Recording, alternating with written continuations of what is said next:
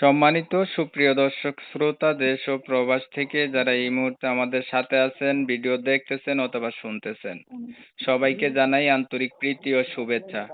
বন্ধুরা, আমার সাথে সংযুক্ত হয়েছে সুইট সুন্দরী একটি আপু অডিও কলের মাধ্যমে। কয়েকদিন আগে থেকেই যোগাযোগ করছে, প্রতিবেদন করবে। কেন আসলো প্রতিবেদনে বিস্তারিত ভিডিওতে থাকছে, অবশ্যই আপনারা ভিডিওটা কন্টিনিউ করবেন। আসসালামু আলাইকুম। ওয়ালাইকুম সালাম। আসসালামু আলাইকুম। ওয়ালাইকুম আসসালাম। কেমন আছেন আপু? আপনি ভালো আছেন? হ্যাঁ, হ্যাঁ, ভালো আছি। আপনি ভালো আছেন?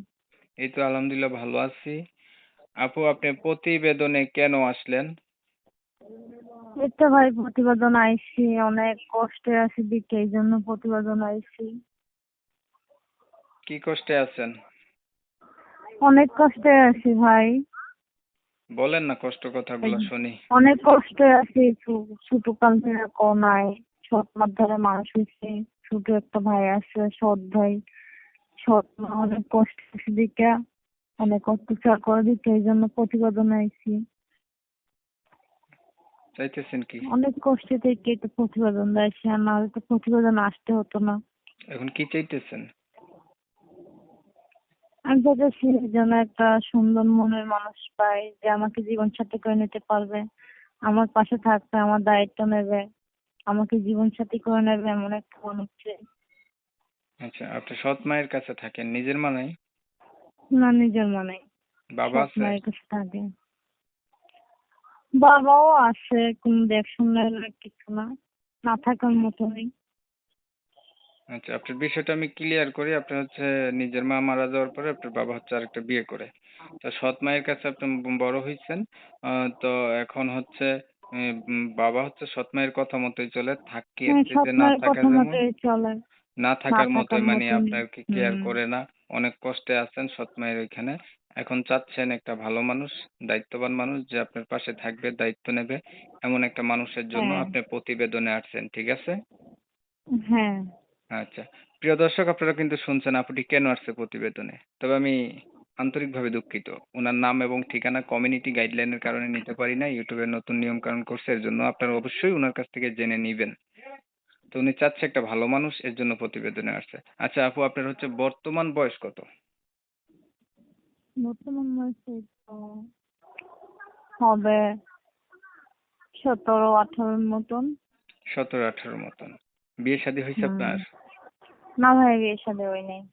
আর পড়াশোনা কতটুকু করছেন? পড়ালেখা হয়ে করছি না, বিয়ে শাদীও হয় নাই। কোরআন শরীফ পড়তে পারেন?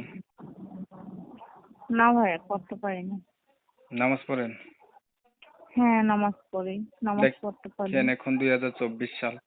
এই সময়টাতে হচ্ছে একটা মানুষের ন্যূনতম অন্তত কিছু লেখাপড়া থাকা দরকার, বুঝছেন? কি করে লেখাপড়া করবো ভাইয়া? অনেক কষ্ট থাকলে কি পড়ালেখা করতে পারি?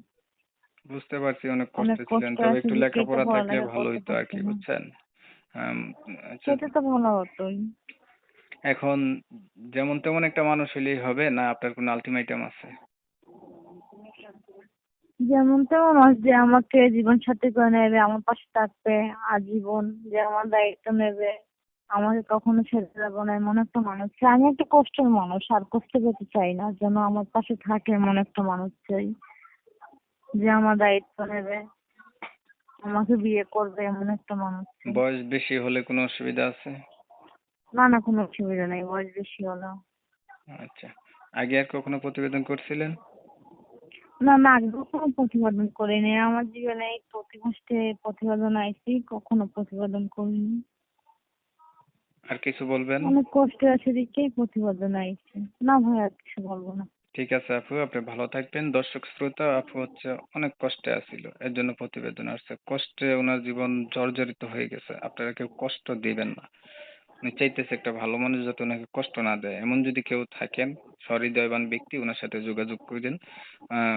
আমি সবসময় এমন ভিডিও দিয়ে যাই, আপনারা জানেন। যদি ভিডিওটা ভালো লেগে থাকে একটা লাইক দিয়েন, একটা শেয়ার দিয়েন, ইমো মেসেঞ্জারে ছড়াই দিয়েন, আপনাদের মতামতগুলো কমেন্টে জানিয়ে দিন। চ্যানেল ভালো লাগলে সরাসরি সাবস্ক্রাইব করে রাখবেন। অনেক সময় নিয়ে আপনাদের মূল্যবান সময় নষ্ট করে, ধৈর্য ধরে কষ্ট করে আমার ভিডিও দেখছিলেন, এর জন্য প্রত্যেককে জানাই এমএসকে টিভির পক্ষ থেকে অসংখ্য ধন্যবাদ। সবাই ভালো থাকবেন, সুস্থ থাকবেন।